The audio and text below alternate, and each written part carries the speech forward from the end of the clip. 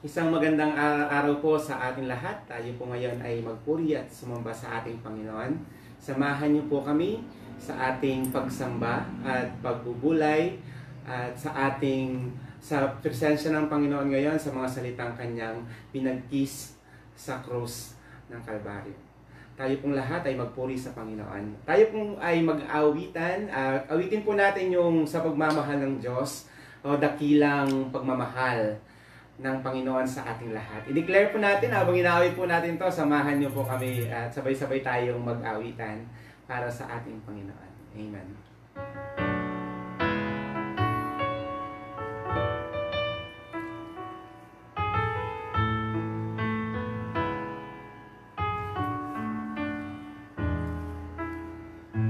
Sa pagmamahal ng Diyos, sino ang makahihigit? Meron ka bang nababatiin? Bugtong na anak, hindi nga'y pinagkait. Nanaong sa mundo, nagdusat, dumanas ng libong sakit. Purihin ka sa dakilang pagmamahal mo. Kahit bayaran pa, hindi sapat ito upang ibalik ang dugong itinibis ng iyong anak para sa akin. Hallelujah.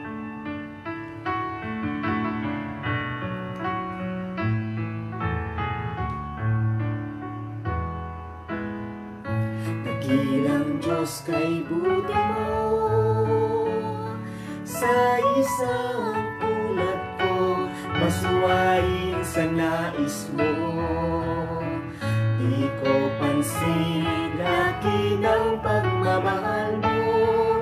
Tinanggap pa rin ako, pinatawad sa mga kasalanan ko.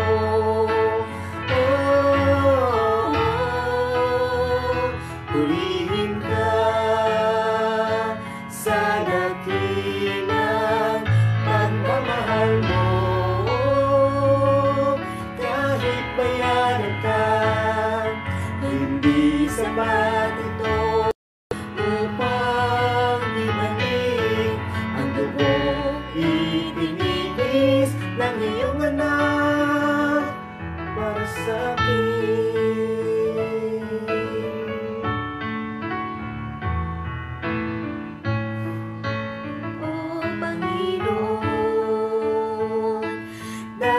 Sa pag-ibig mo, buhay ko ay nagbago. Tanging ikaw lamang papupurihan ko. Purihin ang ngalan mo, O Ama, dakila ang pagmamahal mo.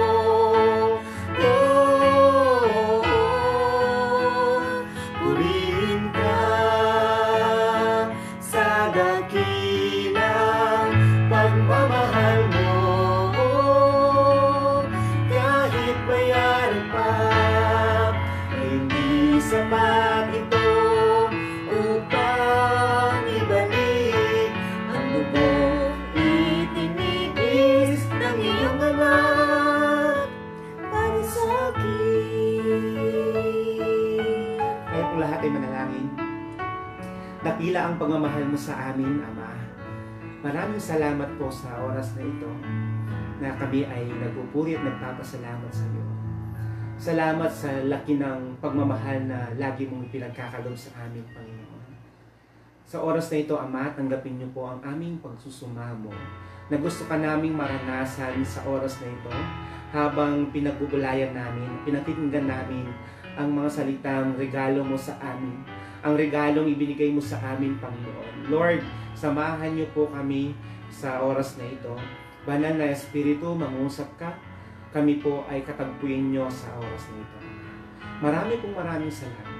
Ito po ang aming panalangin sa pangalan ng aming Panginoong Kristo at Pagligtas.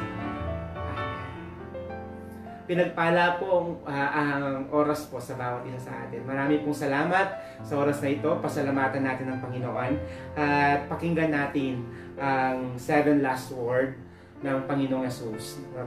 Ayahan niyo pong basahin ko po ang mga tekstong ating pagbubulayan, ang mga salitang binanggit o sinambit ng Panginoon nung siya ay nasa krus.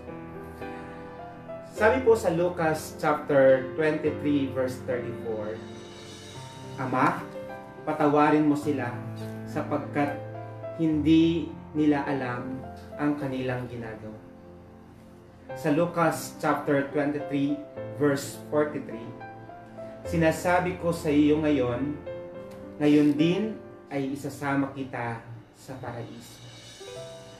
John chapter 19 verse 26 to 27, Babae, narito ang iyong anak. Anak, narito ang inyong ina. Matthew chapter 27 verse 46, Diyos ko, bakit mo ako pinabayaan? John chapter 19 verse 28, nauuhaw ako. John chapter 19 verse 30, naganap na. Lucas chapter 23 verse 46, Ama, sa kamay mo ipinagtatagubilin ko ang aking espiritu. Pinagpala po tayo sa mga salita ng Panginoon. Amen. Tayo pong lahat ay sumandaling manalangin. Samahan niyo po kami, Ama, sa pakikinig namin ng iyong salita. Mga regalong pinagkaloob mo sa amin na pinangahawakan namin sa buhay namin. Panginoon, kayo po ang manguna, habang kami ay nagpapatuloy sa panambahan ito. Kayo po ang matagpuan namin. Sa pangalan ng aming Panginoong Kristo, tagapagligtas. Amen. Isang mapagpalang araw po sa bawat isa. Nawa tayo pong lahat ay patuloy na nagpapasalamat sa ating Panginoon sa kabila ng ating nararanasan, sa kabila ng sitwasyon natin. Still, tayo po ay may pinangahawakang pangako ng Panginoon. Kaya sa oras po ito, pakinggan po natin muli at panghawakan natin muli ang mga pangako at ang regalo ng Panginoon sa ating lahat habang ating pinagbubulayan ang mga salita ng Panginoon. Sa lahat po ng ating gagawin, dapat kailangan natin ng panalangin. Sa lahat ng ating gagawin, kailangan unahin natin sa isang panalangin. Kagaya ng unang salita ng Panginoon. Kagaya ng unang salita ng Panginoon sa krus. Isang panalangin na nagsasaad na ang Diyos na ating sinasampalatayan ay nagpapatawad. Ang salita ng Panginoon na ito ay isang panalangin upang magpatawad. Ang unang bunga ng paglapit sa Kalbaryo, sa krus ng Kalbaryo, ay pagpapatawad sa ating mga kasalanan. Ito din ang unang hinihiling ng Diyos sa ating lahat, ang magpatawad. Sapagkat sinasabi nga sa Matthew chapter 6 verse 14, sapagkat kung pinatawad ninyo ang mga nagkasala sa inyo, patatawarin din kayo ng inyong amang nasa langit. Amen. Na ang bawat isa, kung tayo ay marunong magpatawad, anumang bagay sa puso natin, anumang bagay na nagawa natin, ang Diyos lagi na tayong pinapatawad. Ang pagpapatawad ay paglaya sa nakalipas. Kung tayo ay nagbibigay ng pagpapatawad o kapatawaran, huwag na nating balikan ang nakalipas. Huwag mo nang balik-balikan pa yung mga nakalipas na pagkakamali ng iyong kapwa. Kung ibinigay mo na yung salitang pinapatawad na kita, move on, sabi nga, huwag mo nang balikan. Na tuwing nandun ka sa sitwasyon na iyon, huwag mo nang babalikan pa yung nakaraan. Amen? Dahil pinatawad mo na. Huwag mo nang balikan yung nakalipas. Sabi nga, kagaya ng isang guro po. May isang guro na may hawak na isang maliit na bato sa kanyang palad. Dahil sabi sa kanyang mga estudyante, mga anak, yung hawak ko na ito, mabigat ba o hindi? Sabi ng mga estudyante, ma'am, hindi po. Totoo nga namang hindi mabigat. Pero alam po ba natin na habang tumatagal sa paghawak ng guro na ito sa isang batong maliit, siguradong bibigat at bibigat. Kung lagi mong dinadala sa puso mo yung mga bigat, yung mga bagay na hindi maganda, na tampo, na mga bagay na pagkakamali ng iba sa buhay natin, bibigat at bibigat siya. Ang hindi mo na alam kung ano talaga ang mararamdaman. Move on. Magpatawad. Amen? Ang Panginoon ay mapagpatawad. Yung unang ibinigay niya sa atin na salita ay salita ng pagpapatawad. Panalangin na may pagpapatawad. Amen po. At tayo ay lumapit sa Panginoon, anumang hilingin mo, kung ikaw ay nagpatawad, kung ikaw ay lalapit sa Diyos, anumang hilingin mo, siguradong ipagkakalob ito sa iyo ng Diyos. Alam ko may hinihiling tayo sa Panginoon. Alam ko may hinihiling ka sa Panginoon. Pwede bang kung may katabi ka ngayon, pakitanong sa Kanya, ano ba ang hinihiling mo ngayon sa Panginoon? Amen. Amen po. Ang pangako ng Panginoon Jesus ay sigurado at tiyak na matutupad. Ito'y totoo. Ang pangako ng Panginoon ay siguradong tiyak na matutupad. Walang pangako ang Panginoon na hindi natutupad. Lahat ng kanyang pangako ay siguradong natutupad. Amen po? Kaya yung pangako ng Panginoon sa iyo, sa ating lahat, ay sigurado. Kagaya ng pangako niya sa isa sa nakapako, nakasama niya dun sa nakasama niya dun sa krus, na nakapako din. Nang sabihin niya sa kanya, ngayon din, pinasama kita sa paraiso. Yung pangako ba na dahil pinaniwalaan niya, dahil naniniwala siya sa Panginoong Jesucristo, yung pangako ng Panginoon na sinabi niya, huwag mo akong kakalimutan. Sinabi ng Panginoon, hindi, ngayon din nasasama kita. Kung sa buhay natin, paniwalaan mo lamang ang Diyos. Pagkatiwalaan mo lamang ang Diyos.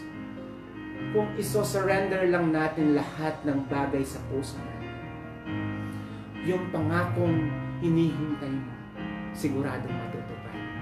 Amen? Amen! Alam niyo po, yung pangako niya doon sa taong nakapako din sa krus, ay pangako niya rin sa atin na darating ang araw, na darating ang oras at panahon, ay makakasama natin ang Panginoon. Wow! Gusto natin ito. Alam ko ito yung gusto natin, na darating ang panahon, yung makakasama natin sa paraiso ang ating Panginoon.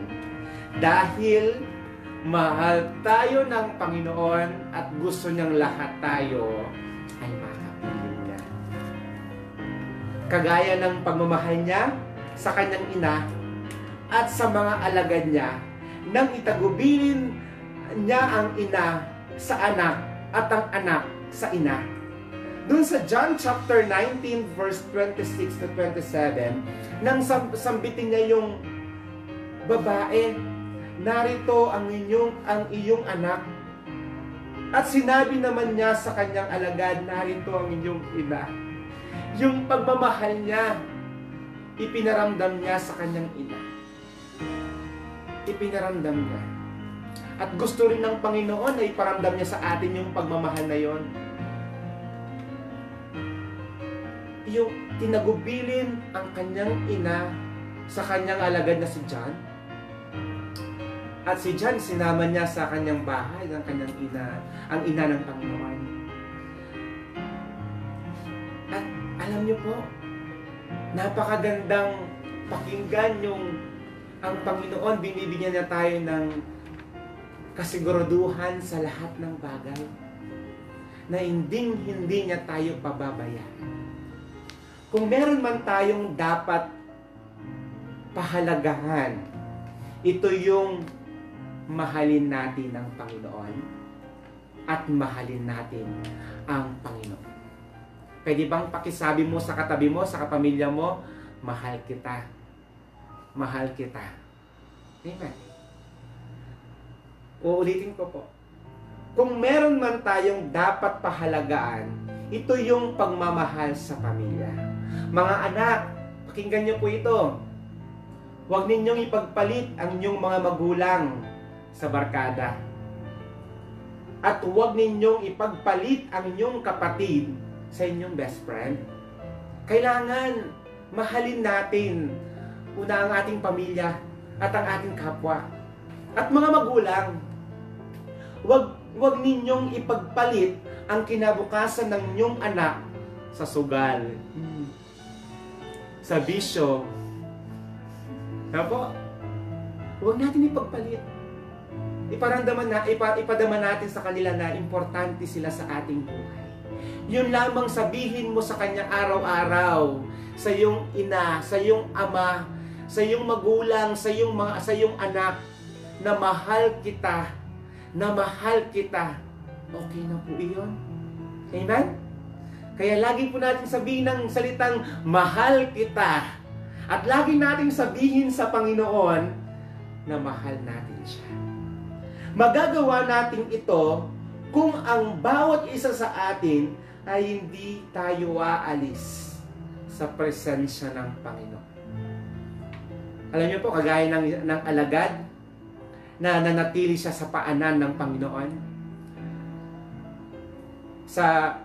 Habang ang iba ay nagtatago, pinaramdam niya na hindi siya aalis sa Panginoon. Ano mang sitwasyon ng kanyang buhay. Ipadama din natin sa Panginoon to. Pag sinabi natin sa Diyos na mahal kita, ipadama mo. Huwag mo lang sabihin. Amen? Pag sinasabi mo sa Panginoon, Panginoon, pinagkakatiwalaan kita. Huwag mo lamang sabihin, kapatid. Gawin natin ito. Pag sinabi natin, Lord, I trust in you. Ipakita mo na nagtitiwala ka sa Panginoon. Amen. Manatili sa Panginoon habang wakas. Huwag natin ipagpalit ang Diyos sa anumang bagay.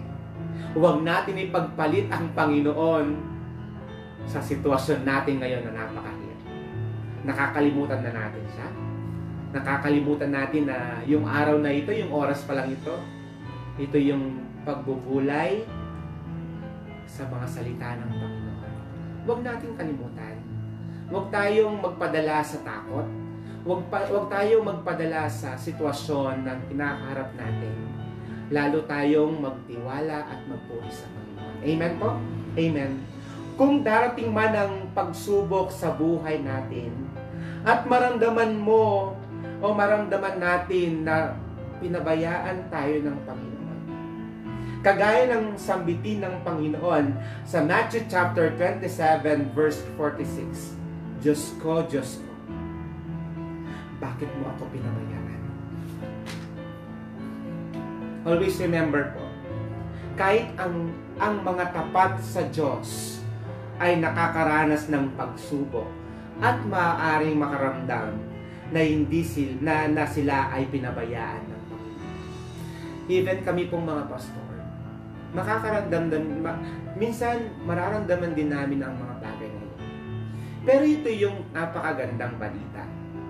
Ngunit may pinagkaiba ang mga may kaugnayan sa Diyos.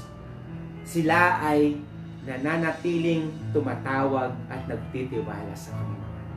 Even sa mahirap na sitwasyon, sila ay nananatiling tumatawag at nagtitiwala sa Panginoon. Amen? Amen po? Amen! Pakitignan mo nga ang katabi mo. Siya ba ngayon ay nananatili pa rin tumatawag sa Panginoon? Even na napakahirap na yung sitwasyon natin ngayon? Amen. Amen po. Amen. Manatili tayo. Kailangan ang ating pananampalataya ay may ganap na pagtitiwala sa Diyos. Always remember, ang mga nagtitiwala sa Diyos ay hindi nabibigo sa kanilang pagtitiwala sa Panginoon. Hinding-hindi ka mabibigo, kapatid. Hinding-hindi tayo bibiguin ng Panginoon dahil kasama natin siya. At ang mga taong ito, sila yung patuloy na nahuhuhaw sa presensya ng Panginoon. At sigurado, ang Panginoon ay papawiin niya ang kanilang pagkahuhaw. Uhaw ka ba? Uhaw ka ba ngayon sa presensya ng Panginoon? Sabik na sabik ka ba every day, every minute, every hour sa presensya ng Panginoon? O minsan na lamang para matapos lamang, para makapanood ka na lamang ng worship service, para makapagsimba ka lamang, para magawa mo lamang yung tungkulin, pero wala na yung pananabik. Kailangan nandun pa rin yung pananabik natin sa presensya ng Panginoon. Yung uhaw na uhaw ka, gusto mo lagi mong kapiling ang Panginoon, lagi mo siyang pinupuri, pinapasalamatan. Amen? Alam niyo po, yung sa oras na ito, uhaw din ng Panginoon sa ating lahat. Na minsan kinakalimutan na natin siya. Minsan nakakalimutan natin yung tungkulin natin bilang kanyang anak. Yung oras bang ito, yung panahon bang ito, naalala mo ba ang Panginoon? Ito yung araw na ipinagkaloob niya yung kanyang sarili para sa atin, para sa iyo, para sa ating lahat. Naalala mo bang linigtas ka ng Panginoon? Naaalala mo ba yon tuwing nakakagawa ka ng hindi maganda? Para pagsisihan mo o pagsisihan natin ang mga nagagawa natin hindi maganda. Kailangan ibigay natin sa Panginoon yung buong pagmamahal natin upang mapawi ang pagkauhaw niya sa atin. Lagi sinasabi po ng iba, ang salitang ito ng Panginoon, yung I am thirst, ito yung katuparan dun sa Psalm 69 verse 21. Kung babasahin ko po, ating pakinggan, sa halip na pagkain ng ako'y nagutom, ang dulot sa akin mabagsik na laso. Suka at di tubig ang ipinainom. Yung katuparan ng lahat ng bagay. Yung naisip ko dito, yung lahat ng sitwasyon natin sa buhay, may dahilan yan. May dahilan ang lahat ng bagay upang mahayag ang Panginoon sa lahat ng panahon. Amen? Ano yung gustong ibigay mo sa Panginoon ngayon? Pagmamahal? O kapait na nasa puso mo? Tubig ba o suka? Upang mapawi ang pagkahuhaw ng Panginoon sa presensya mo. Kailangan natin ibigay yung sarili natin sa Panginoon araw-araw. Ipakita natin sa Panginoon na tayo'y nananabik.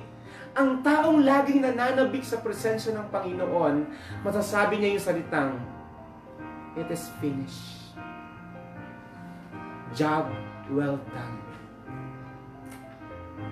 Mission accomplished. Masasabi kaya natin ito ngayon? Yung salitang mission accomplished. Dahil lagi kang nasa Panginoon. Ito yung military term. Ito yung salitang fulfillment. Fruit of your faithfulness. Masasabi mo yon kung ikaw ay mananatiling tapat hanggang wakas sa Panginoon. Amen? Ang salita ng Panginoon sa John chapter 19 verse 30, naganap na. Yung naganap, yung natupad, yung mission accomplished na sinasabi natin, nagawa ng Panginoon. Kaya sa atin bilang kanyang anak, kaya kailangan masabi din natin ito pag tayo umarap sa Panginoon, Lord, mission accomplished. At sasabihin din sa'yo ng Panginoon, job well done, my child. I'm so proud of you. Proud na ba kaya ang Panginoon sa atin ngayon? Amen? Pakitignan nga po ang katabi mo ngayon. Proud ba ang Panginoon dyan ngayon? Amen! Amen po! Ang Panginoon ay proud na proud sa atin. Even sa mahirap na sitwasyon ito, natutupad pa rin ang kagustuhan niya. Natutupad pa rin ang kagustuhan ng Panginoon na tayo ay nagpupuri at nagpapasalamat. Even sa pamamagitan lamang po ng FB Live, nagpupuri at nagpapasalamat pa rin tayo sa Panginoon. At alam po natin na matatapos din ang lahat ng bagay na ito. Yung sitwasyon na mahirap na ito, matatapos din naman yan. Yung sitwasyon mo ngayon na napakahirap, na tingin mo wala ng kasagutan, matatapos din yan, kapatid. Magtiwala ka lang sa Panginoon. Kagaya ng sabihin niya dun sa Luke chapter 14,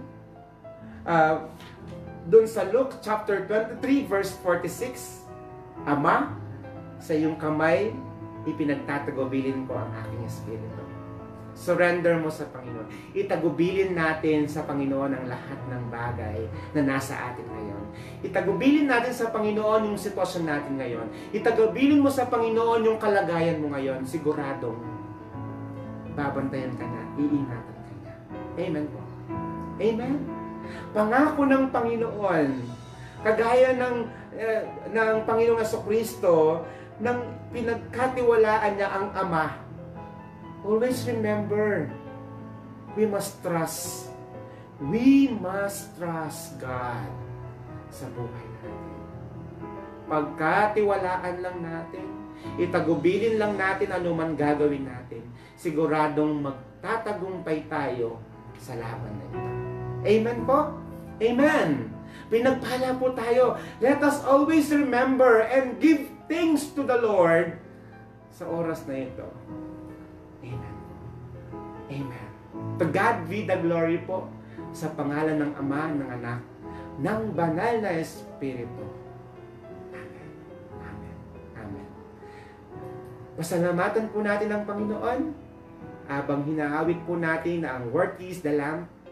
Alalahanin na salitang salamat na may katumbas na pagmamahal namin sa iyo.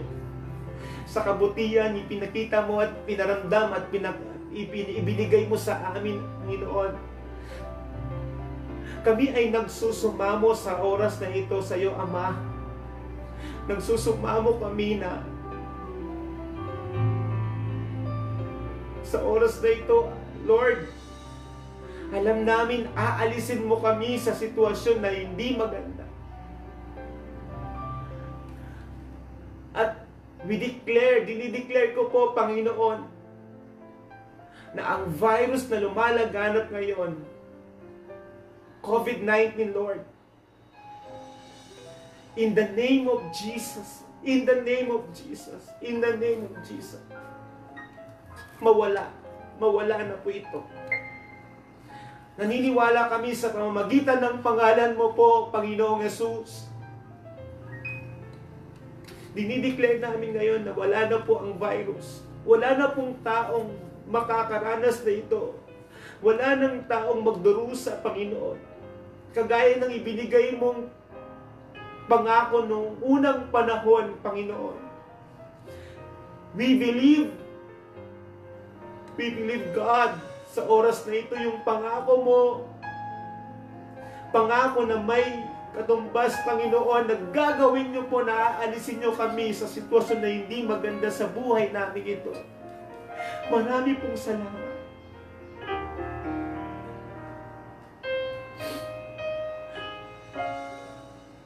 Salamat po, Panginoon. Salamat sa krus. Salamat sa pagpapatawad sa amin. Salamat, Lord, na even na napakarami naming nagawang hindi maganda. Kung tutuusin, Lord, hindi kami karapat-dapat sa iyo ngayon. Hindi kami karapat-dapat na lumapit dahil napakarami naming nagawang hindi maganda. Pero still, you are faithful, O God. Kapag ka sa amin, mahal mo kami. Binibigay mo sa amin yung pinaka-the best. Dahil mahal na mahal mo kami. Sa oras na ito, Panginoon, dalangin ko po ang bawat isa na kasamang nananambahan ngayon sa iba't ibang parte ng lugar. Bawat pamilya, Panginoon.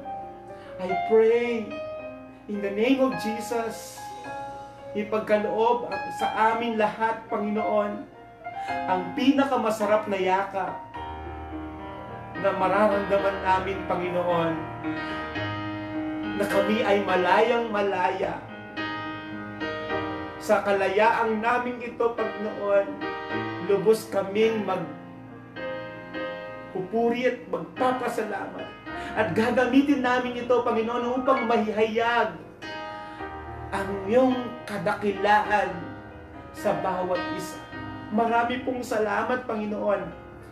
Dalangin po namin ang aming mga leader, ang aming presidente hanggang sa pinakabang posisyon ng gobyerno, Panginoon, ang mga barangay chairman namin, Panginoon. Lord, dalangin ko na pagkaingatan mo sila, kayo po ang magdesisyon, kayo po ang gumawa ng mga aksyon, Panginoon. Dalangin po namin ang mga nurse, mga doctor, lahat po ng mga frontliners, O God. Secure mo sila, Ama, upang hindi mahawa ng anong virus, Panginoon, sa kanilang trabaho, sa kanilang pag-iingat sa mga taong may karamdaman.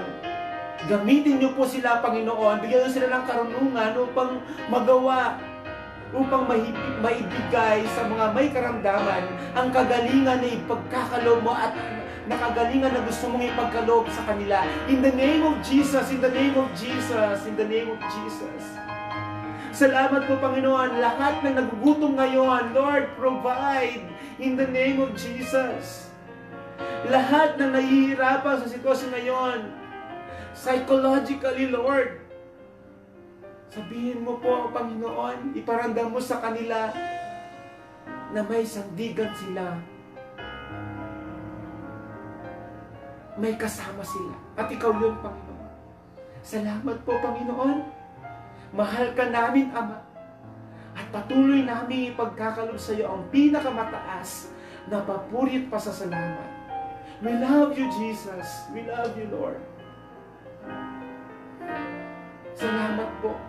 Mahal na mahal ka namin. Ito po ang aming panalangin sa pangalan ng aming Panginoon sa Kristo. Tagapagligtas. Amen. Amen. At ngayon, tanggapin natin ang biyaya ng Panginoon. Tanggapin natin ang pagmamahal ng Panginoon. Tanggapin natin ang pagpapatawad ng Panginoon sa atin.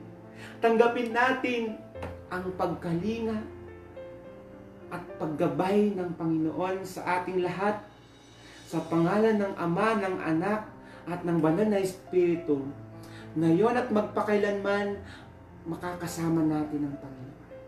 Amen.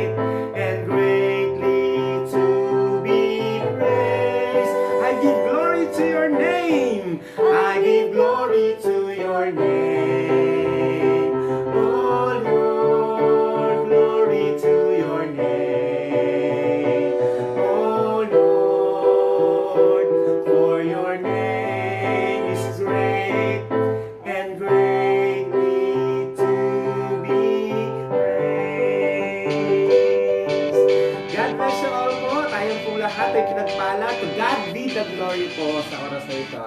Lagi po tayo mag-ingat. God bless po.